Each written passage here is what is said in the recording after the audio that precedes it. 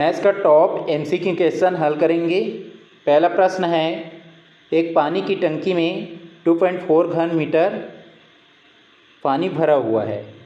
इस पानी से 400 मिलीलीटर धारिता वाली कितनी बोतलें पूरी तरह भरी जा सकती है।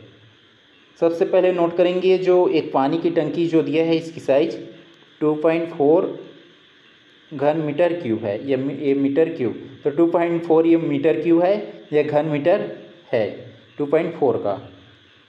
अब इसको जो हम लोग जो है किस में कन्वर्ट कर लेंगे, यहाँ पे मिलीलीटर में दिया है तो लीटर में। तो एक जो मीटर क्यूब बराबर होता है, एक मीटर क्यूब बराबर 1000 लीटर। एक मीटर क्यूब बराबर 1000 लीटर होता है। इसमें जो है 1000 का मल्टीप्लाई कर देंगे जिससे ये लीटर में कन्वर्ट हो जाएगा। तो जाएगा 2.4 मल्टीप्लाई 1000। ये डेसिमल के बाद जो है 1 डिजिट है तो यहाँ पे एक जीरो मिटा देंगे जिससे ये डेसिमल हट जाएगा। तो हो जाएगा 24 और ये 2 जीरो बच जाएगा तो हो जाएगा 2400 लीटर। तो ये लीटर में आ गया तो कितना लीटर हो गया, 2400 लीटर। लेकिन यहाँ पे मिलीलीटर में दिया है तो इसको मिलीलीटर में कन्वर्ट करेंगे तो 1 लीटर बराबर होता है 1000 मिलीलीटर। 1 लीटर बराबर कितना होता है, 1000 मिलीलीटर। अब इसमें 1000 या 1000 का मल्टीप्लाई कर देंगे तो हो जाएगा 2400 गुणा में 1000।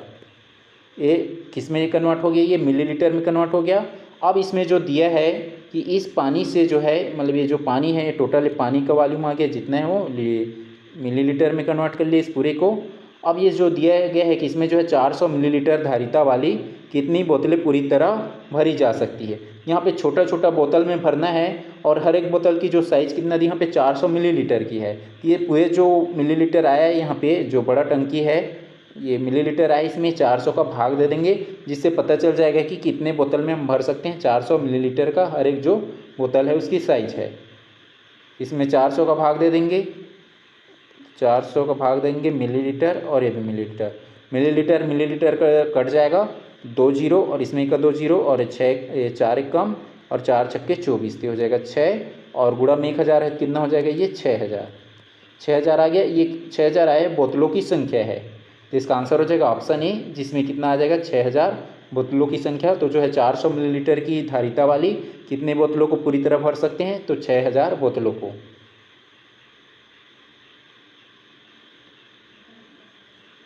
प्रश्न है, यदि n एक सम प्राकृतिक संख्या है तो व्यंजक जो है n इंटू में n+1 इंटू में n+2 हमेशा निम्नलिखित में से किस बड़ी से बड़ी संख्या से अनिवार्य रूप से पूर्णतः विभाजित होगा। यहाँ पे n जो क्या है प्राकृतिक संख्या बोला जा रहा है, सम प्राकृतिक संख्या। तो n को जैसे हम लोग ले लेंगे 2 ले लिए, 2 जो क्या है एक सबसे छोटी इवन नंबर है, ये सम संख्या है। अब यहाँ पे n लिए तो यहाँ पे फार्मूला में पुट कर देंगे, n के जगह हम हो जाएगा 2 और यहाँ भी n के जगह में 2+1 और ब्रैकेट में हो जाएगा ये, फिर सेकेंड ब्रैकेट ये n+2 है तो n के जगह में 2 तो हो जाएगा 2+2। आगे करेंगे ये 2 और 1 जोड़ेगा 2+1 कितना हो जाएगा 3 तो ये हो जाएगा 2 × 3 मल्टीप्लाई 2 और 2 कितना हो जाएगा 4 तो हो जाएगा 4। ये 2 3 6 हो जाएगा, 2 3 6 और 6 4 24। यहाँ पे जो 24 आया है क्या है कि हमेशा जो है निम्नलिखित में से हमेशा बोलेंगे ऑलवेज। तो ऑलवेज बोलेंगे इसलिए हम क्या किए सबसे छोटा जो संख्या n को लिए सबसे छोटा जो सम संख्या है उसको लिए सबसे छोटा 2 को। अब वो 2 को पुट किए कितना आ रहा है यहाँ पे 24 आ रहा है तो हमेशा वो क्या होगा 24 से डिवाइडेड होगा तो इसका आंसर हो जाएगा ऑप्शन सी 24। हमेशा बोला गया ऑलवेज, तो हमेशा जो क्या होगा पूर्णतः जो है पूरी तरह से किससे विभाजित होगा 24 से या 24 से।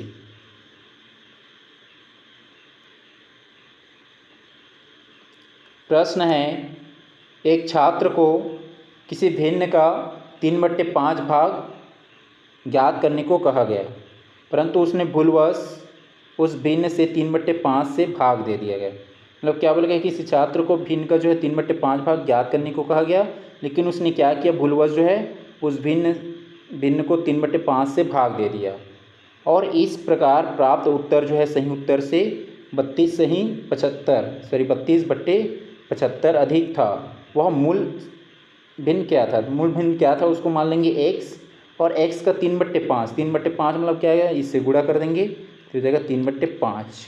लेकिन उन्होंने क्या किया, ये 3/5 से भाग दे दिया, मतलब x क्या हो गया, मूल संख्या का हो गया, और इसे 3/5 से क्या कर दिया उन्होंने, भाग दिया, 3/5 से भाग दिया तो 5 ऊपर चला जाएगा और 3 नीचे, तो ये क्या हो जाएगा 5x/3, 5x/3 आ गया।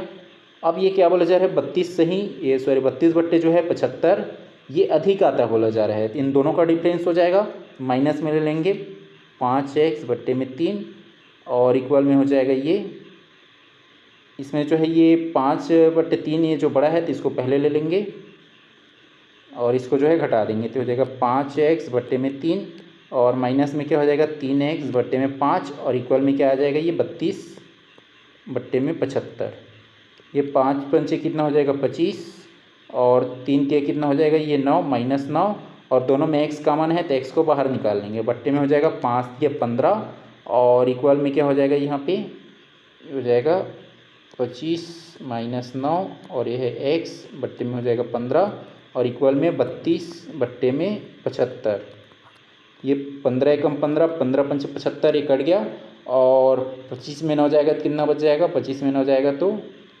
16, तो हो जाएगा 16x इक्वल में 32/5, 16 एकम 16 और 16 दूनी 32, तो जो संख्या है x है क्या है वो मूल भिन्न क्या है, x जो है 2/5 आ रहा है, तो इसका आंसर हो जाएगा ऑप्शन ए 2/5।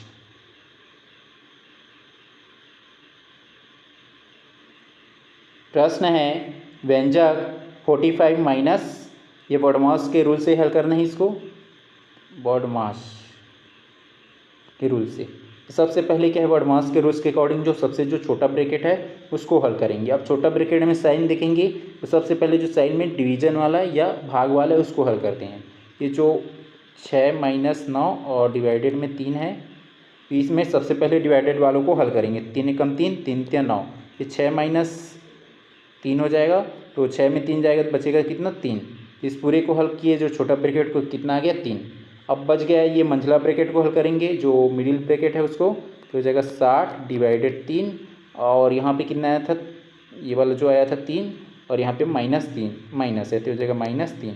अब फिर यहाँ पे क्या करेंगे डिवाइडेड वाले को पहले हल करेंगे, ये 3 एकम 3, 3 दूनी 6 और 0, तो कितना आ गया 20, हो जाएगा 20 और माइनस में 3, तो 20 में 3 घटाएंगे कितना बचेगा 17। तो ये जो पूरा जो मिडिल ब्रैकेट को हल किए यहाँ से क्या मिला हमें प्रोडक्ट जो है 17 मिला। अब ये जो है 38 में ये 17 को हटा देंगे, 38 में 17 को माइनस कर देंगे, 38 माइनस में 17, तो 8 में 7 जाएगा तो बचेगा 1 और 3 में 1 जाएगा 2, तो ये आ जाएगा 21। अब इस पूरे को हल किए कितना आ गया 21 आया और ये माइनस है बाहर में तो हो जाएगा 45 और माइनस में यहाँ पे कितना आया 21 -21, ये 5 में 1 जाएगा तो बचेगा 4 और 4 में 2 जाएगा तो बचेगा 2, तो ये आ गया 24, तो इसका आंसर हो जाएगा ऑप्शन ए 24।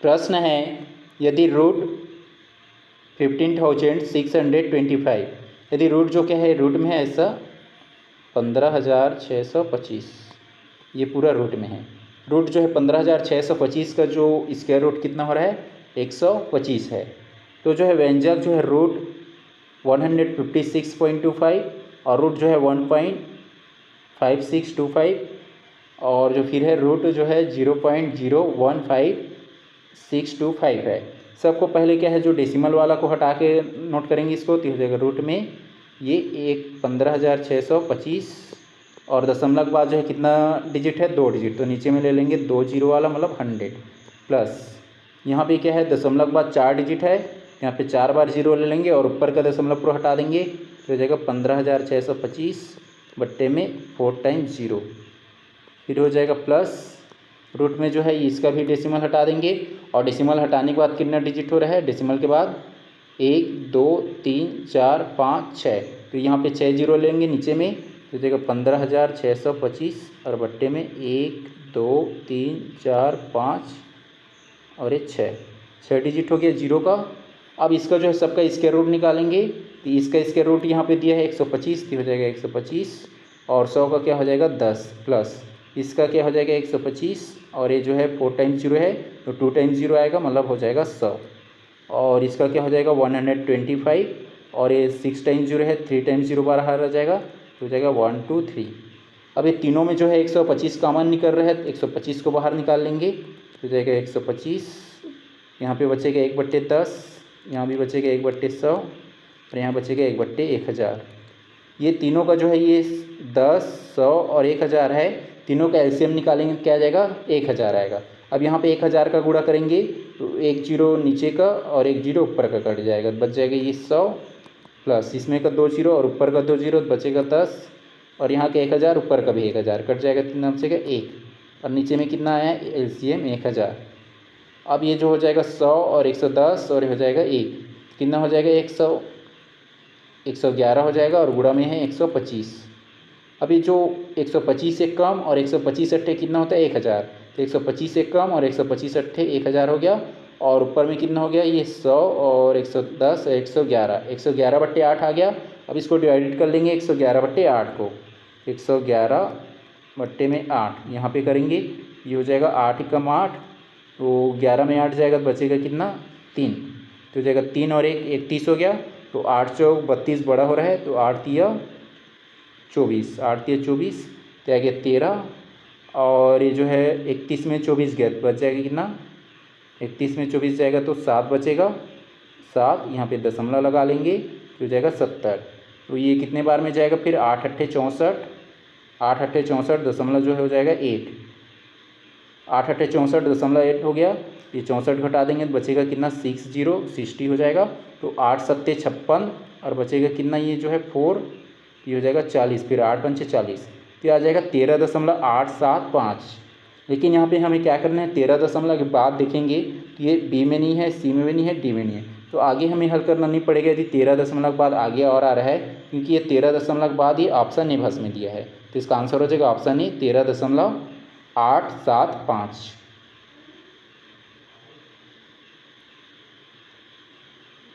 प्रश्न है 2 टंकियों की धारिता क्रमशः 120 लीटर और 56 लीटर है, उस बड़े से बड़े माप के बर्तन की धारिता क्या होगी जो दोनों टंकियों के द्रव को पूरी संख्या में माप सके।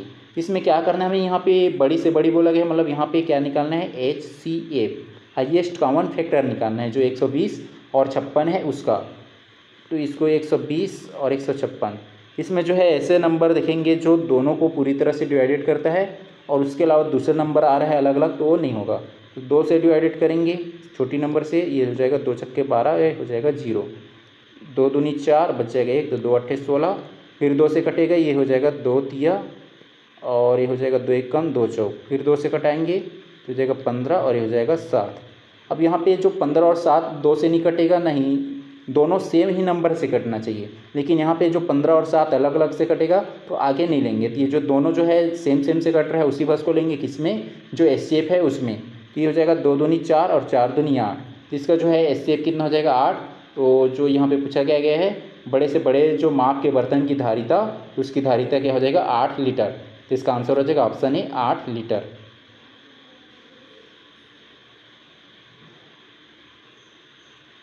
प्रश्न है एक परिवार के 5 सदस्यों की औसत आयु 24 वर्ष है, यदि सबसे छोटे सदस्य की आयु 8 वर्ष है तो सबसे छोटे सदस्य के जन्म के समय परिवार के अन्य सदस्यों की औसत आयु वर्षों में क्या थी। इसमें देखेंगे सबसे पहले जो ये 5 जो एक परिवार में 5 सदस्य है उसकी औसत आयु कितना दिया 24 वर्ष, तो टोटल आयु निकालेंगे तो ये 5 सदस्यों की जो कितना दिया है ये 5 जो मेंबर है उसकी 24 ईयर्स दिया है, तो टोटल जो एज निकालेंगे टोटल वर्ष, तो 24 में 5 का गुणा कर देंगे, टोटल जो निकालेंगे तो हो जाएगा 5 गुणा में 24, तो 5 चौक 20 का 0 हासिल 2 और 5 दूनी 10 और ये 2 कितना हो जाएगा 12, तो 120 वर्ष आ रहे हैं टोटल हम जो निकाल रहे हैं वर्ष, तो मतलब ये सभी का जो वर्षों का योग जो निकाल रहे हैं कितना आ रहा है 120 वर्ष आ रहा है, मतलब ये सभी का जो आयु का योग है ये 120 जो है ये। अब यदि सबसे छोटे सदस्य की आयु 8 वर्ष है, सबसे छोटे सदस्य की आयु 8 वर्ष है, तो सबसे छोटे सदस्य के जन्म के समय, अब जन्म के समय हम जाएंगे मतलब 8 वर्ष पहले जाएंगे, तो 8 वर्ष पहले में ये जो बच्चे की आयु 8 वर्ष है वो भी कम हो जाएगा, और टोटल जो सदस्य कितना है बच्चे करके 5 है, तो मतलब टोटल जो 5 सदस्य है और 8 वर्ष पहले जा रहे हैं, तो 8 से गुणा कर देंगे तो 8 पंचे कितना हो जाएगा 40, तो ये जो 120 आया है ये टोटल कितना है, बच्चे के जन्म के जो है 8 वर्ष बाद की है। तो 8 वर्ष पहले जो है ये 40 है, क्या हो जाएगा, घट जाएगा। 40 घटा देंगे तो 120 में 40 जाएगा तो बचेगा कितना, 80। तो जो 80 वर्ष आया है ये 4 सदस्यों की औसत आयु है। समय परिवार के जो अन्य 4 सदस्य, ये जो है 4 सदस्यों की टोटल आयु है ये। लेकिन अब हमें उसके औसत आयु निकालना है तो 4 से भाग दे देंगे। 80 बट्टे में 4, 4 एक कम, 4 दूनी 8 और 0, कितना आ जाएगा, 20 वर्ष। तो इसका आंसर हो जाएगा ऑप्शन है 20 वर्ष या 20 ईयर्स।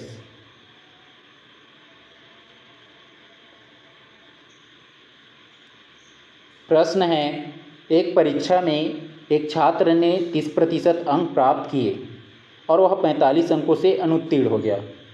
30% अंक प्राप्त किया और वह पास होने में 45% कम पाया, तो इसको P-45 ले लेंगे। उसी परीक्षा में दूसरे छात्र ने 42% अंक प्राप्त किया, तो हो जाएगा 42% अंक प्राप्त किए, जो उत्तीर्ण होने के लिए आवश्यक न्यूनतम अंकों से 45% अंक अधिक पाया, 45 अंक अधिक पाया। ये P पास होने में 45 अंक क्या पाया, ये अधिक पाया, ये कम पाया था, ये अधिक। अब दोनों का डिफरेंस ले लेंगे तो 42 बड़ा है तो 42 माइनस 30, ये माइनस ये वाला होगा 30, तो यहीं से घटा लेंगे सबको।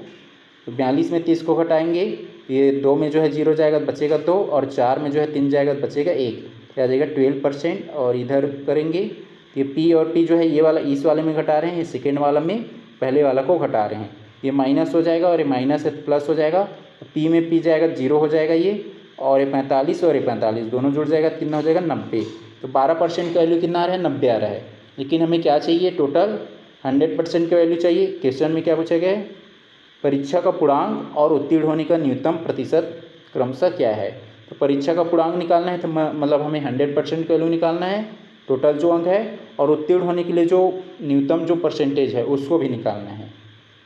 तो 100% का वैल्यू निकालेंगे, ये हो जाएगा 90 बट्टे में 12 गुणा में 100, ये 4 तिया 12 और 4 पचीसम 100, 3 एक कम 3, 3 तिया 9 और 1 0। अभी आगे 25 गुणा में 30, 25 तिया कितना हो जाएगा 75, 25 तिया 75 और 1 0, 25 तिया 75 और 0 मतलब हो गया ये 750। तो 750 ऑप्शन बी में नहीं है और डी में नहीं है। अब यहाँ पे ए और सी में दिया है 750, लेकिन परसेंटेज हमें निकालना है इस कंडीशंस में। तो टोटल जो 100% का वैल्यू आया है कितना है, 750 है। 750 जो क्या है ये 100% का वैल्यू है। अब क्वेश्चन में बोला गया है कि 30% अंक प्राप्त किया, 30% अंक प्राप्त किया और जो है 45 अंकों से अनुत्तीर्ण हो गया। तो 30% का वैल्यू निकालेंगे और इसमें जो 45 से क्या हुआ है, फेल हुआ है, तो 45 को जोड़ देंगे, जिससे उसका पासिंग जो परसेंटेज है वो पता चल जाएगा। तो इसका 30% क्या हो जाएगा, 30 गुणा में बट्टे में 100, 1 0 कट गया, यहाँ भी 1 0, 25 ये 75 गुणा में 3, 5 या 15 की 5 हासिल 1 और 7 या 21 और 1 कितना हो जाएगा 22। तो ये 225 जो आया 30% का वैल्यू है, और 45 को जोड़ देंगे जिससे उसका पासिंग का जो नंबर है पता चल जाएगा। ये जोड़ देंगे 45, 5 5 10 हो जाएगा हासिल 1, और 4 और 1 2 6 और 1 हो जाएगा 7, तो हो जाएगा 270। तो 270 आया क्या है, पासिंग मार्क्स है, लेकिन हमें प्रतिशत निकालना है पासिंग जो परसेंटेज है उसको। तो 270 बट्टे में टोटल कितना है 750 का और गुणा में 100, तो ये 0 0 कट जाएगा, 25 की 75 और 25 चौक 100, 3 एक कम 3 नियम 27, तो जगह 90, ये 0 कट चुका है, ये भी 0, ये जो है 270 बट्टे में है 750 गुणा में 100, ये 0 0 कटा, ये 0 कट चुका है, तो ये आया 25 तिया 75 और 25 चौक 100, यहाँ पे बचा 4 और यहाँ पे बच जाएगा 3, 3 एक कम 3 नियम 27, तो 9 गुणा में 4, 9 चौक 36। तो जो पासिंग का जो परसेंटेज है कितना है 36%, तो ऑप्शन ए भी हट जाएगा। तो इसका आंसर हो जाएगा ऑप्शन सी। 750 जो है टोटल मार्क है, ये परीक्षा का जो है पूर्णांक है, और पासिंग का जो परसेंटेज कितना है मिनिमम परसेंटेज 36%, तो इसका आंसर हो जाएगा ऑप्शन सी।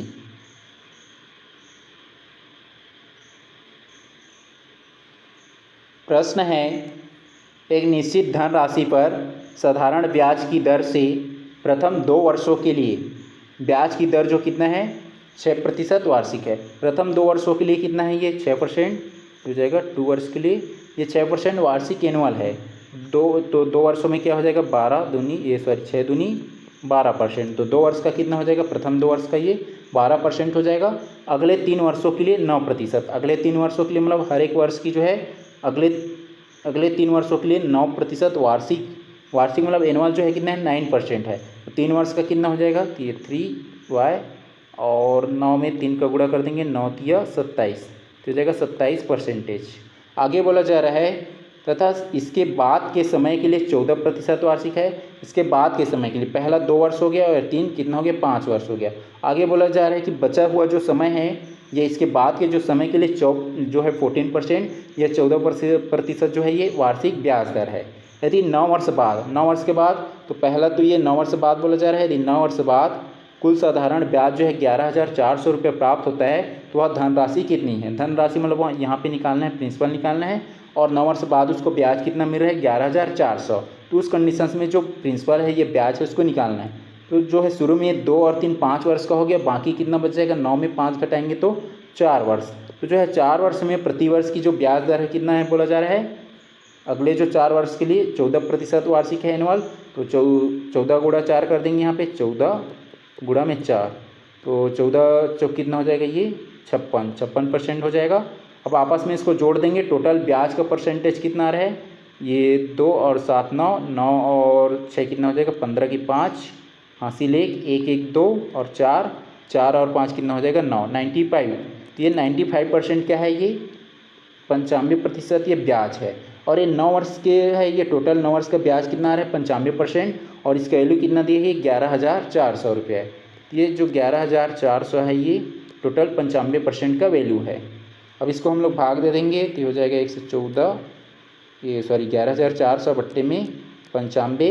हम यदि जो है 100% का वैल्यू निकालेंगे तो इसमें 100 का गुणा कर देंगे, ये 1 का भी निकालेंगे तो नहीं करना पड़ेगा, हमें 100 का निकाल रहे हैं क्योंकि प्रिंसिपल निकाल रहे हैं इसलिए 100 का गुणा कर दिए। अब ये 19 गुणा में 5 होता है तो मतलब 19 पंचे, तो 19 एकम 19 और 19 छक्के कितना होता है 114, 19 छक्के 114 तो हो जाएगा 600 गुणा में कितना आया 1,000 अब इसको जो है हम 5 से डिवाइडेड कर देंगे, 5 एकम और 5 दूनी 10 और 1 शून्य, तो हो जाएगा 20 और गुणा में बचेगा 600। तो 20 गुणा में 600 है, 6 दूनी 12 कितना हो जाएगा 12 और 1 2 3 3 0 1 2 3 कितना आ गया 12,000। 12,000 किस में दिया ऑप्शन बी में, तो इसका आंसर हो जाएगा ऑप्शन बी 12,000। तो जो है टोटल जो मूलधन है या प्रिंसिपल है कितना है 12,000 है, तो इसका आंसर हो जाएगा ऑप्शन बी 12,000 रुपये या 12,000 रुपीज़।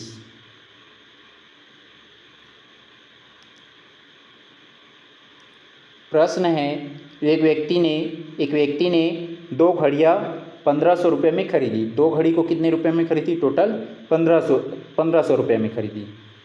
उसने एक घड़ी को 12% के लाभ पर और दूसरी घड़ी को 18% के लाभ पर बेचा, जिससे जो है उसे कुल मिलाकर जो है 15% का लाभ हुआ।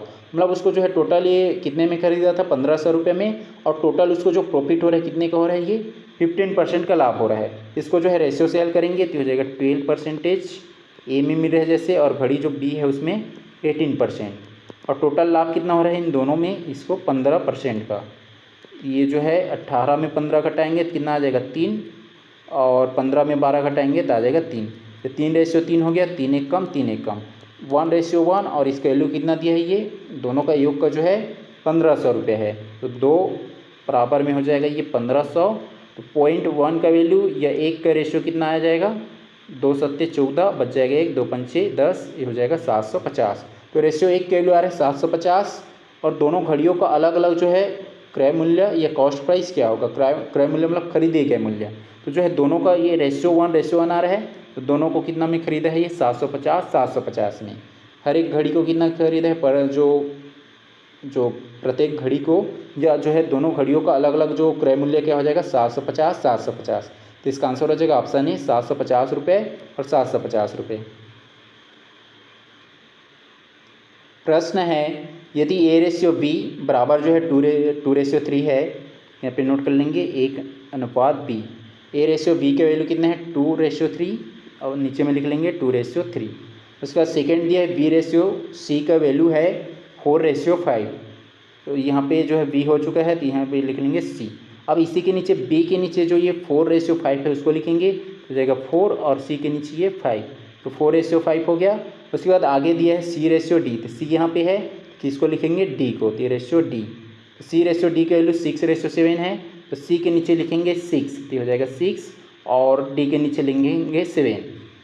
ये आगे चारों को लिख लिए। अब यहाँ पे देखेंगे जो ये 3 दिख रहा है, आगे जो सी और डी बच गया प्लेस, यहाँ पे बचा, यहाँ पे बचा, और यहाँ पे बच गया इसका प्लेस, यहाँ पे इसका, इसका ये। तो ये जो 3 दिख रहा है, इसी 3 को क्या लिखेंगे, सी और डी के प्लेस में लिखेंगे, तो हो जाएगा 3, ये भी 3। अब इसमें जो है ये 4 दिख रहा है, तो 4 को इसके ये प्लेस में लिखेंगे, तो हो जाएगा 4, और यहाँ पे 6 है, तो 6 को यहाँ पे लिखेंगे, यहाँ भी 6 लिखेंगे। ये पूरा लिख लिया। अब जो कट रहा है उसको कटा देंगे, बच जाएगा यहाँ पे क्या हो जाएगा, 5 है, तो हो जाएगा 5। अब जो कट रहा है उसको कटा देंगे। ये 3 जो है, ये 3 को काट लेगा, लेकिन 2 को नहीं काटेगा। ये 3 तो 5 को नहीं काटेगा, 4 को भी नहीं काटेगा, और यहाँ पे जो ये 4 है इसको भी नहीं काटेगा। ये 3 जो है ये 6 को काट सकते हैं, 3 दूनी 6, ये भी 3 दूनी 6, ये भी 3 दूनी 6, ये 3 एक कम, 3 कट गया यहाँ पे। अब जो मल्टीप्लाई हो रहा है उसको मल्टीप्लाई कर देंगे। 3 दूनी 3 से कटे 2 है, तो ये आपस में गुणा करेंगे, 4 दूनी 8, और 8 दूनी कितना हो गया, 16। तो रेशियो ए की वैल्यू कितना आ गया, 16, और ये हो जाएगा 4 तिया 12, और 12 दूनी कितना हो जाएगा, 24, तो हो जाएगा 24। इसके बाद तीसरा है, ये 1 बचा है, तो 1 का गुणा 5 से करेंगे तो कितना हो जाएगा, 5, और 5 सत्ते 35, रेशियो कितना आ जाएगा, 35। ये 16:24:35, बीच में किसी को बोल रहेंगे 4 है, हाँ। ये वाला जो हो जाएगा 3 पंचे 15, और 15 दूनी 30, ये 30 हो गया, और लास्ट का हो जाएगा 35। ए का है, ये बी का है, ये सी का, और ये डी का है। ए का 16 जो है ये बी में नहीं, ये सी में नहीं, सी को हटा दिए। बी का 14, तो ये डी में नहीं है, सॉरी बी का जो है 24, तो 24 जो है ये डी में नहीं है, डी को हटा दिए। इसका सी का 30, तो बी में नहीं है, बी बैठ जाएगा, और डी का 35, ये ऑप्शन ए में है, तो इसका आंसर हो जाएगा ऑप्शन ए, 16, 24 और 30 और 35, तो इसका आंसर हो जाएगा ऑप्शन ए।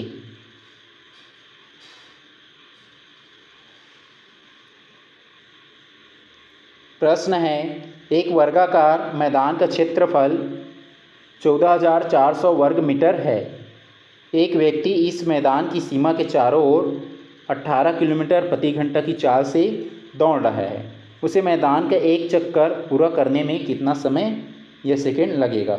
यहाँ पे हमें टाइम फाइंड करना है, और ये जो मीटर में दिया है तो इसको भी जो ये स्पीड है उसको मीटर पर सेकंड में कन्वर्ट कर लेंगे। ये 18 किलोमीटर प्रति घंटा है, इसको मीटर पर सेकंड में चेंज करेंगे तो क्या करना पड़ेगा, 5/18 का गुणा करना पड़ेगा, तो हो जाएगा 18 गुणा में 5/18, 18 कट गया तो बच जाएगा 5, ये 5 मीटर पर सेकेंड है। इसकी स्पीड कितना आया, 5 मीटर पर सेकेंड, इसकी स्पीड जो है 5 मीटर पर सेकेंड है। और इसमें जो एरिया दिया है, और हमें क्या निकालना है उससे, मैदान का एक चक्कर, मैदान का एक चक्कर मतलब चारों साइड लगा रहे हैं, मतलब ये हमें निकालना है परिमाप। हमें एरिया दिया है, तो जो है वर्ग का क्षेत्रफल का सूत्र क्या होता है, भुजा का वर्ग या ए का स्क्वायर, हो जाएगा ए का स्क्वायर बराबर 14,400। ये जो है 144 जो है ये 12 का है, ये इसका स्क्वायर रूट निकालेंगे तो हो जाएगा 12 का, और यहाँ पे यदि इसको क्या लिख सकते हैं, 144 गुणा में 100, तो ये 12 का है तो हो जाएगा 12, और 100 10 का, तो हो जाएगा गुणा में 10। ये ए का वैल्यू कितना आ जाएगा, ए बराबर जो है यहाँ पे स्क्वायर रूट निकालेंगे, ए बराबर हो जाएगा 120, 12 गुणा में 10 तो 120 आ गया। तो जो साइड है ए भी 120, ए भी 120, ए भी 120 और ए भी 120, तो चारों को जोड़ेंगे तो क्या होता है, 4 गुणा में ए, 4 मल्टीप्लाई ए, तो 12 चौक कितना हो जाएगा 48, और ये 0। तो इसकी जो डिस्टेंस है, दूरी है कितना आ गया, 480 आ गया। इसकी जो टोटल डिस्टेंस है पूरा चक्कर लगाएगा तो ये कितना जो इसका स्पीड आ जाएगा 480 मीटर। और हमें स्पीड दिया है, टाइम निकालना है, स्पीड दिया है, तो फार्मूला क्या होता है, टाइम बराबर डिस्टेंस अपॉन में स्पीड।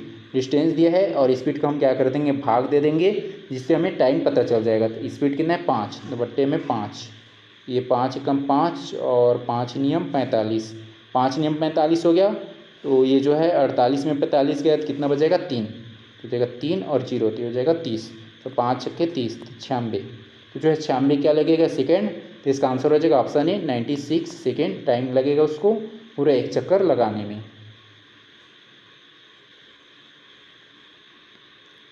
प्रश्न है, एक ही कार्य की क्षमता जो है बी से दोगुनी है। मतलब जो ए की जो एफिशिएंसी है क्या है, बी से दोगुना है। यदि बी अकेले किसी कार्य को 18 दिनों में पूरा कर सकता है और वे दोनों मिलकर बारी बारी से एक एक दिन या अल्टरनेट डेट्स काम करते हैं। मतलब जो है बारी बारी से क्या कर रहे हो, यदि एक दिन ए करता है, उसके बाद दूसरे दिन बी, वैसे फिर जो है तीसरे दिन जो है ए और जो है आगे बी, ऐसी जो है अल्टरनेटिव कर रहे हैं या एक एक दिन काम करते हैं। जिसमें पहले दिन जो है ए कार्य की शुरुआत करता है, मतलब कार्य की शुरुआत कौन कर रहा है, ए कर रहा है। तो संपूर्ण कार्य जो है कुल कितने दिनों में समाप्त होगा, तो पूरा जो कार्य कितने दिन में समाप्त होगा उसको ज्ञात करना है। ये ए और बी बारी बारी से काम करते हैं, ए फिर दूसरे दिन बी, फिर ए फिर बी, ऐसे ये बारी बारी से एक एक दिन काम कर रहे हैं। ए की एफिशिएंसी जो क्या है, मान लो यहाँ पे ए की एफिशिएंसी क्या है, बी से दोगुना है। मान लो यदि ए जो है, बी जो है एक दिन में एक पेन बना रहा है, तो बी जो है कितना पेन बनाएगा, 2। इनकी एफिशिएंसी या क्षमता क्या है बोला जा रहा है, ए की एफिशिएंसी या क्षमता जो है बी से दोगुना है। अब इसमें जो है ये एफिशिएंसी का है, टाइम का निकालेंगे तो आपस में इन्वर्ट हो जाएगा 1 और हो जाएगा 2। इन दोनों को जोड़ेंगे कितना हो जाएगा, 2 और 1 3 हो जाएगा। और क्वेश्चन में बोला गया है कि जो बी है वो जो है 18 दिन में पूरा काम करता है, 18 दिन में काम कर रहा है बी। तो जो है टोटल इनके जो कितना पेन बनाएगा उसको निकालेंगे। तो एक दिन में जो है ये पूरा पेन को बनाने में 18 दिन, लेकिन इनकी एफिशिएंसी कितना है, एफिशिएंसी इसकी 1 है, तो 18 में का भाग देंगे कितना आ जाएगा, ये 18। तो ये टोटल 18 दिन काम कर रहा है। और ये जो है ये दोगुना करता है, मतलब एक दिन में 2 पेन बना रहे हैं, कौन जो ए। तो जो है ये टोटल कितने दिन में बनाएगा, ये 18 में 2 का भाग दे देंगे तो कितना हो जाएगा 9। तो ये जो है 9 दिन में काम करेगा और बी जो है उसी कार्य को 18 दिन में। तो 18 और 9 का जो है एलसीएम निकालेंगे कितना आ जाएगा, 18 आ जाएगा। और दोनों जो है एक जो है एक दिन में 2 पेन बना रहे हैं ए, और भी एक दिन में कितना पेन बना रहा है, 1 पेन बना रहा है। तो ये जो है 2 और 1 कितना हो जाएगा, 3 पेन बनाया। तो एक दिन में बनाया और दूसरा दिन जो है बी बना रहा है, तो 2 दिन में कितना पेन बना रहा है, 3 पेन बना रहा है। लेकिन टोटल पेन कितना बनाना है, ये 18 पेन बनाना है। 3 से भाग दे देंगे, 2 दिन में 3 पेन बना रहा है, तो 18 में 3 का भाग देंगे, 3 एकम 3, 3 छक्के 18। तो जो है कितना दिन में बनाएगा, ये जो है 6 आया है, ये 6 दिन में नहीं होगा, क्योंकि यहाँ पे ये 2 दिन में 3 बनाया, तो ये 6 में 2 का गुणा कर देंगे, तो ये हो जाएगा 6 दूनी 12। तो जो है कितने दिन में बनाएंगे, दोनों मिलकर कार्य करेंगे तो जो है अल्टरनेट में, तो 12 दिन में। तो इसका आंसर हो जाएगा ऑप्शन बी 12 डेज या 12 दिन। प्रश्न है, एक समद्विबाहु समकोण त्रिभुज का क्षेत्रफल जो दिया है 72 वर्ग सेंटीमीटर है। इस त्रिभुज के कर्ण की लंबाई कितनी होगी, त्रिभुज की कर्ण की लंबाई निकालना है। ये समकोण त्रिभुज दिया गया है और उस जो है समद्विबाहु समकोण त्रिभुज है, इसको जो है लिख लेंगे ऐसा, 2 भुजा समान है। ये जो समकोण है ये 90 डिग्री का हुआ, 2 भुजा समान है, जैसे ए हो गया ए भी ए हो गया। तो जो है त्रिभुज का क्षेत्रफल क्या होता है, 1/2 और बेस मल्टीप्लाई में हाइट ए भी है, तो हो जाएगा ए मल्टीप्लाई ये हो गया क्योंकि ए सेम है, और इक्वल में हो जाएगा ये 72। ए का स्क्वायर हो जाएगा ये, और 72 में ये 2 का गुणा कर देंगे, क्रॉस मल्टीप्लाई हो जाएगा, तो ये हो जाएगा 2 दूनी 4 और 7 दूनी 14। तो 144 आया, किसका स्क्वायर रूट होता है 12 का, तो ए बराबर कितना आ जाएगा 12। ये स्क्वायर है इधर जाएगा तो स्क्वायर रूट हो जाएगा, तो ए का मान कितना आ गया 12, ए भी 12। हमें निकालना क्या है, ये वाला वैल्यू। इसका फार्मूला क्या होता है, जो विकर्ण का, तो हो जाएगा √2a होता है। तो ए का मान कितना दिया 12, तो हो जाएगा 12√2, 12√2 आ जाएगा। तो इसका आंसर हो जाएगा ऑप्शन बी 12√2 सेंटीमीटर। इसकी जो कर्ण है या विकर्ण है ये आ जाएगा, ये कर्ण जो हाइपोटेनियस जो है ये कितना है 12√2 सेंटीमीटर। प्रश्न है, 6 सेंटीमीटर व्यास वाली एक ठोस धात्विक गेंद को पिघलाकर एक समान मोटाई वाली तार खींचा जाता है। यदि तार की लंबाई जो है 36 मीटर है तो तार की त्रिज्या कितनी होगी। इसमें जो है सेंटीमीटर में है और ये मीटर में है।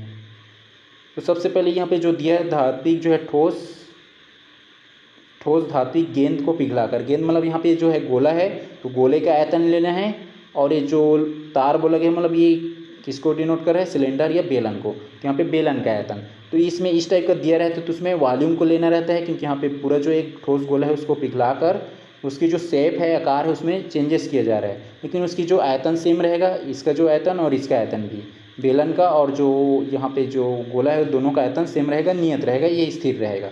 तो सबसे पहले इसकी जो त्रिज्या निकाल लेंगे। त्रिज्या क्या हो जाएगा, व्यास बोला गया है तो व्यास का आधा होता है त्रिज्या। तो जो गोले का आयतन, गोले का जो त्रिज्या है 6/2 हो जाएगा, तो हो जाएगा 3 सेंटीमीटर हो गया। लेकिन सेंटीमीटर को हमें मीटर में कन्वर्ट करना है, तो जो है 1 मीटर बराबर होता है 100 सेंटीमीटर।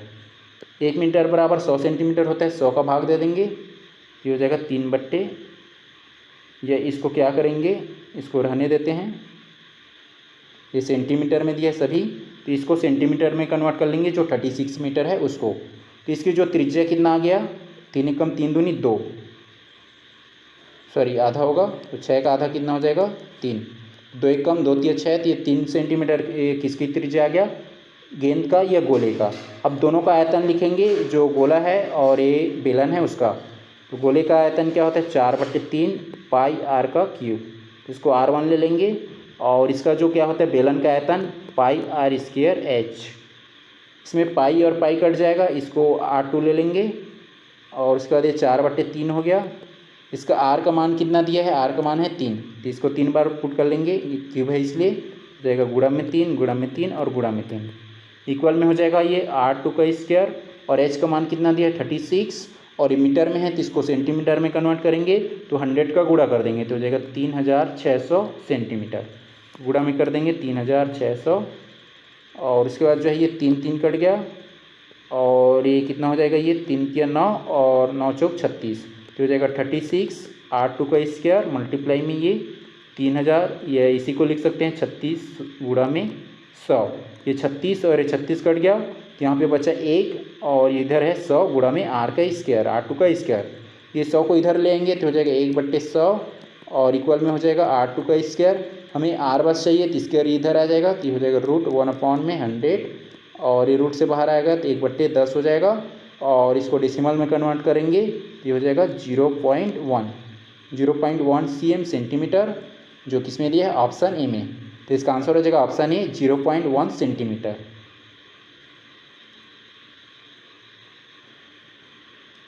प्रश्न है सही सुमेलित कीजिए। सूची 1 दिए है और सूची 2 है। सूची 1 में है स्वयं सिद्ध, तो स्वयं सिद्ध का यहाँ पे अर्थ क्या होगा, तो स्वयं सिद्ध का अर्थ होगा ऐसी मान्यताएं जिन्हें बिना किसी प्रमाण के सत्य मान लिया जाता है। तो स्वयं सिद्ध मतलब स्वयं से सिद्ध कर रहे हैं, तो ऐसी जो मान्यताएं है जिसे जो है बिना किसी प्रमाण के, बिना किसी प्रूफ के सत्य मान लिए जाते हैं, उसको बोला जाता है स्वयं सिद्ध। ए का हो जाएगा ये 2। उसके बाद बी में दिया प्रमेय या थ्योरम। तो प्रमेय या थ्योरम क्या होता है, वे कथन जिन्हें तार्किक तर्कों द्वारा सिद्ध किया जाता है। तो जो प्रमेय या थ्योरम रहता है उसको तार्किक जो तर्क है या लॉजिक जो रहता है उसके माध्यम से उसको प्रूव करते हैं या सिद्ध करते हैं। तो डी का हो जाए, बी का हो जाएगा 1, बी का 1। उसके बाद जो है सी में दिया परिकल्पना। तो परिकल्पना में क्या होता है, तो परिकल्पना में होता है ये एक ऐसा प्रस्ताव जो सत्य प्रतीत होता है पर अभी तक सिद्ध नहीं हुआ है। तो परिकल्पना क्या होता है, सिद्ध जो है सत्य ट्रू प्रतीत होता है लेकिन वास्तव में वो अभी तक सिद्ध नहीं हुआ रहता है। तो सी का हो जाएगा 4, सी का 4। उसके बाद जो है डी में दी है निगमन या डिडक्शन। तो डिडक्शन मेथड में क्या होता है, तो डिडक्शन मेथड में होता है सामान्य नियमों को विशिष्ट परिस्थितियों पर लागू करना। तो सामान्य से जो है विशिष्ट की ओर जाना किसमें होता है, डिडक्शन में या निगमन में। तो डी का हो जाएगा 3, डी का 3। ए का 2 ऑप्शन ए डी में नहीं है, डी हट जाएगा। उसके बाद बी का 1, जो है ए बी सी तीनों में है। इसका सी का 4 ऑप्शन जो है ये ए और सी में दोनों में सेम है, तो ए सी को हटा देंगे। उसके बाद जो है ये सी का 4 और डी का 3, तो ऑप्शन बी में है, तो इसका आंसर हो जाएगा ऑप्शन बी।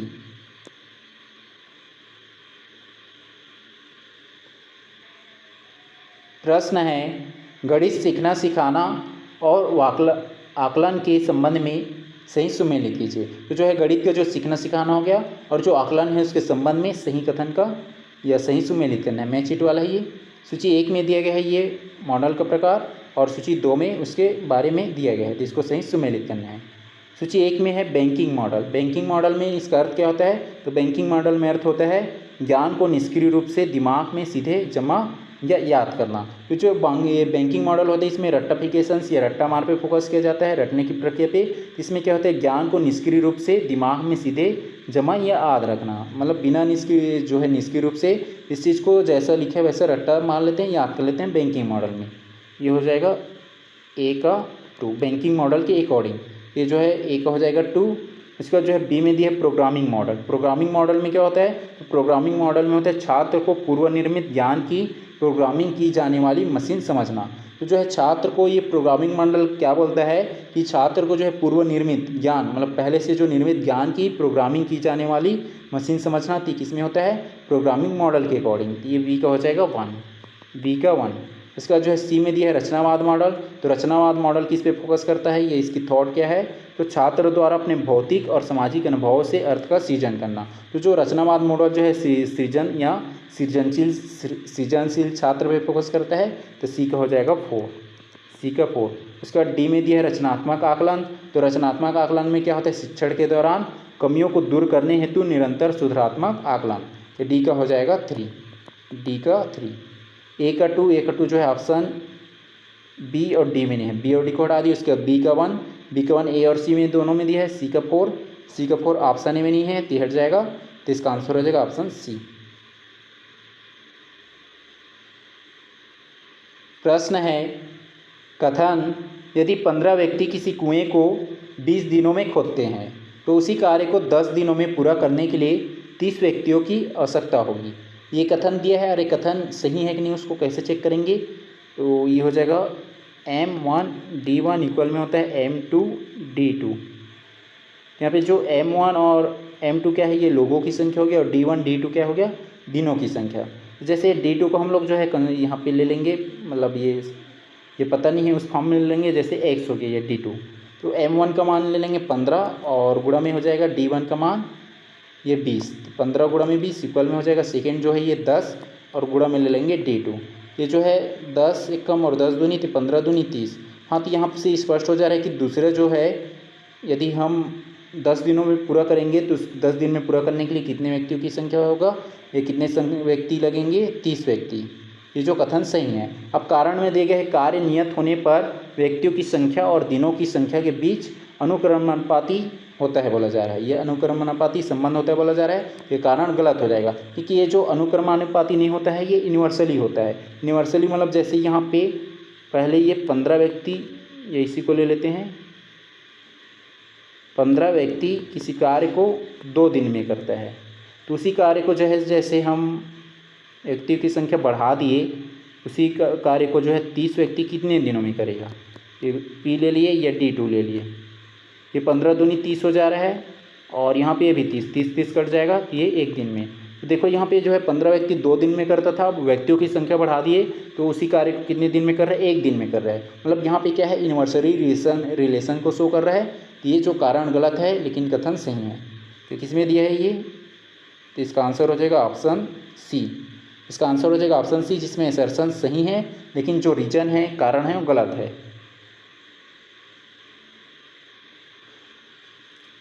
प्रश्न है, विभिन्न समतल आकृतियों के क्षेत्रफल और परिमाप के संबंध में सही कथनों का चयन कीजिए। तो जो है विभिन्न जो समतल आकृति के जो क्षेत्रफल हो गया और परिमाप के संबंध में सही कथन का चयन करना है।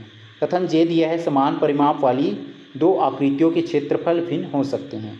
तो जो कथन जे सही हो जाएगा कि यदि जो परिमाप समान है तो उस कंडीशंस में उनकी जो आकृति, जो 2 आकृतियों के जो क्षेत्रफल है, एरिया, वो भिन्न हो सकते हैं या अलग अलग हो सकते हैं। जैसे यहाँ पे ले लिए आयत का जो आयत का जो परिमाप ले लिए 12, और वैसी जो है स्क्वायर का जो है स्क्वायर का जो या वर्ग का जो परिमाप ले लिए 12, इसका भी 12, दोनों का परिमाप समान ले लिए। तो जो आयत का जो परिमाप का सूत्र क्या होता है, 2a + b इक्वल में हो जाएगा 12। तो 2 एक कम और 2 छक्के 12, और इसका क्या हो जाएगा 4a इक्वल में 12, 4 एक कम 4 तिया 12। इसकी साइड कितना आ गया 3, पर जो साइड कितना आ रहा है 3 आ रहा है। अब इसका जो है ये स्क्वायर है, उसका क्षेत्रफल निकालेंगे। तो क्षेत्रफल क्या हो जाएगा, a का स्क्वायर मतलब 3 का स्क्वायर, 3 तिया 9। तो जो ये वर्ग है उसका क्षेत्रफल कितना आ गया, 9 आ गया। अब हम जो इसका निकालेंगे क्या बोलते हैं, ये आयत का, ये जो है a + b का मान है 6। ये 1 को यहीं पे क्या ले लेते हैं, a को हम ले लिए 2 और b को क्या ले लिए यहाँ पे 4। तो 2 और 4 कितना हो जाएगा 6, और ये क्या हो गया साइड हो गया, और दोनों को आपस में गुणा करेंगे कितना हो जाएगा 2 गुणा में 4, तो 4 दूनी 8 आ रहा है। यहाँ पे देखो जो आयत है उसकी क्षेत्रफल कितना आ रहा है 8 आ रहा है, और जो त्रिभुज जो वर्ग है उसका कितना आ रहा है 9 आ रहा है। तो दोनों का क्षेत्रफल अलग अलग आ रहा है, हो सकते हैं बोला जा रहा है, पॉसिबल, तो जो कथन जे सही हो जाएगा। इसका जो है कथन के दिया है, समकोण त्रिभुज का क्षेत्रफल किन्हीं दो भुजाओं के गुणनफल के आधा होता है, तो जो कथन के भी से हो जाएगा कि इसका जो क्षेत्रफल होता है 1/2 और ए इंटू में बी, या इसी को लिख सकते हैं लेंथ मल्टीप्लाई में ब्रेथ, ये हाइट मल्टीप्लाई में ब्रेथ होता है, तो जो कथन के सही हो जाएगा। इसका जो है कथन यहाँ पे किन्हीं दो भुजाओं को, मतलब कोई भी दो भुजा बोला जा रहा है, तो जो कथन जो है दूसरा गलत हो जाएगा, क्योंकि कि जो है समकोण त्रिभुज का क्षेत्रफल क्या होता है 1/2 और उसकी जो हाइट रहता है, ये हाइट और बेस, ये जो बेस हाइट मल्टीप्लाई में बेस होता है, किन्हीं बोला है, मतलब ये वाला भी आ जाएगा, जो क्या बोलते हैं इसको कड़ वाला, तो किन्हीं बोला गया है, तो मतलब यदि बोला जा रहा था लेंथ जो हाइट और ब्रेथ का होता है करके तो सही हो सकता था, लेकिन यहाँ पे किन्हीं दो बोला गया है, तो किन्हीं दो में ए भी शामिल हो सकता है, तो जो कथन जो है ये के जो है गलत हो जाएगा। तो ये ऑप्शन सी में है के, और बी में है और डी में भी है, ये जो दोनों जो है तीनों हट जाएगा बी सी डी। इसका जो है कथन एल दिया है, वृत्त की परिधि और व्यास का अनुपात सदैव पाई के बराबर होता है, तो वृत्त की परिधि क्या होता है 2πr, और व्यास क्या हो जाएगा, त्रिज्या की 2 गुना होता है, बट्टे में 2 लिख लेंगे 2r, तो 2r कट जाएगा तो बच जाएगा पाई, ये जो कथन एल ये सही है। उसके बाद जो कथन एम दिया है, समान आधार और समान समांतर रेखाओं के बीच बने समांतर चतुर्भुज और त्रिभुज के क्षेत्रफलों का अनुपात 2:1 होता है, तो जो कथन एम में भी सही हो जाएगा कि जो समान आधार और जो समान समांतर जो रेखाओं के बीच बने जो समांतर चतुर्भुज और त्रिभुज के क्षेत्रफलों का अनुपात क्या होता है 2:1 होता है, तो जो कथन एम ए भी से हो जाएगा, तो इसका आंसर हो जाएगा ऑप्शन ए, जिसमें केवल जे एल और एम सही हैं।